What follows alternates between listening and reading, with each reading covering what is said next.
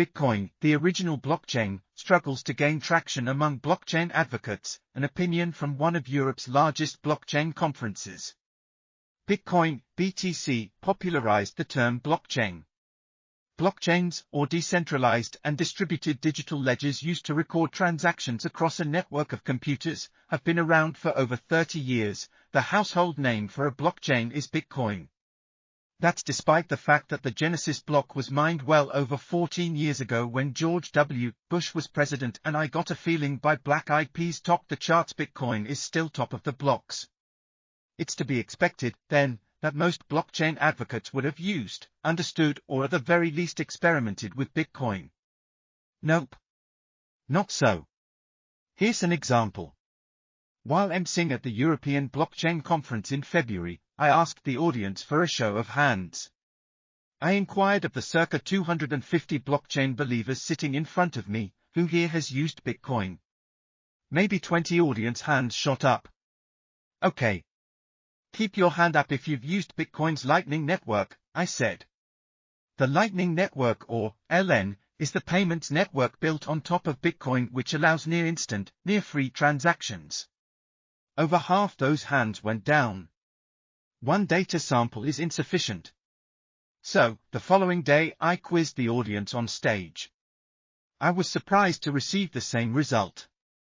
4/5 of the blockchain conference audience had never used Bitcoin.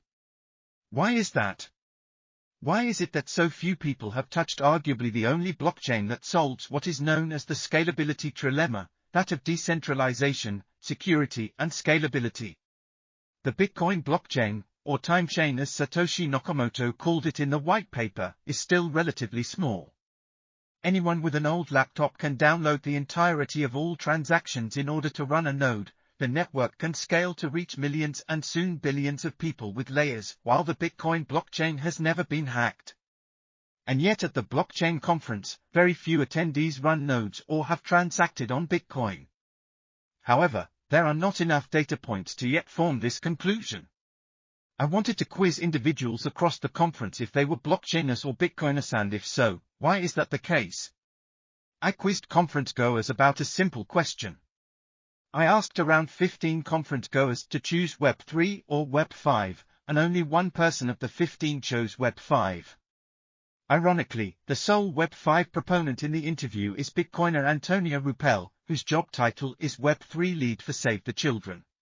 Most respondents looked confused when presented with the choice of webs. What is Web5?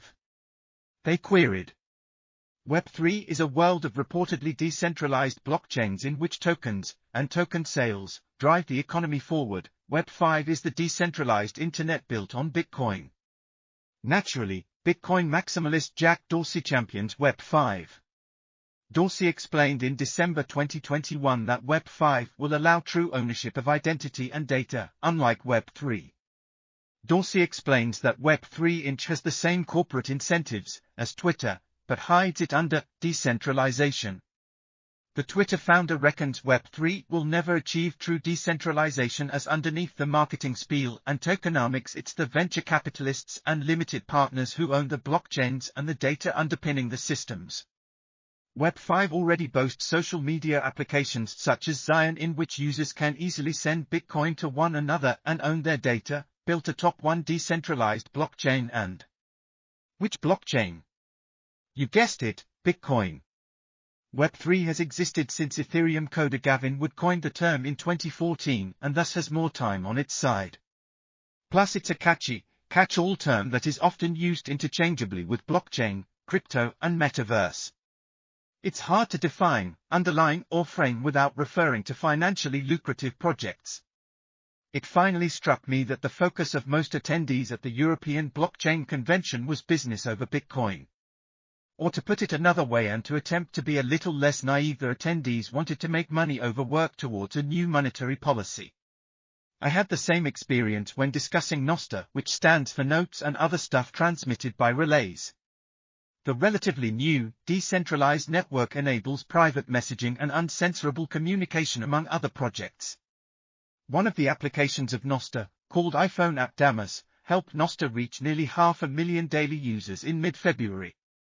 User count multiplied by 5 since its listing on the Apple iOS store, and the protocol is full of Bitcoin advocates. I asked conference attendees for their public key so I could follow them on Nostr. I was met with bemused looks.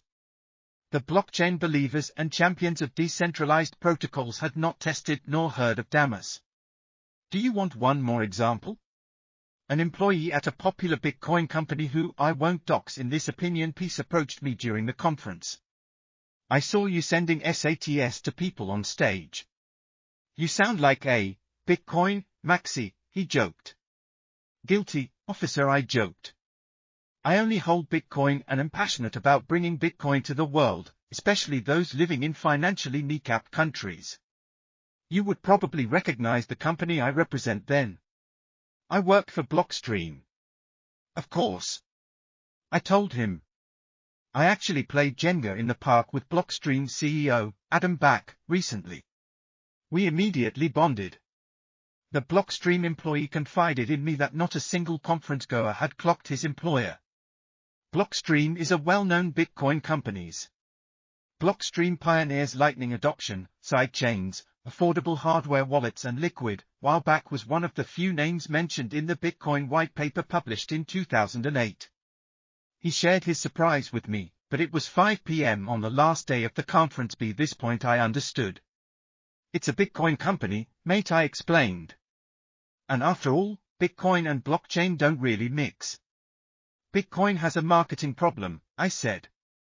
This article is for general information purposes and is not intended to be and should not be taken as legal or investment advice. The views, thoughts and opinions expressed here are the authors alone and do not necessarily reflect or represent the views and opinions of Cointelegraph.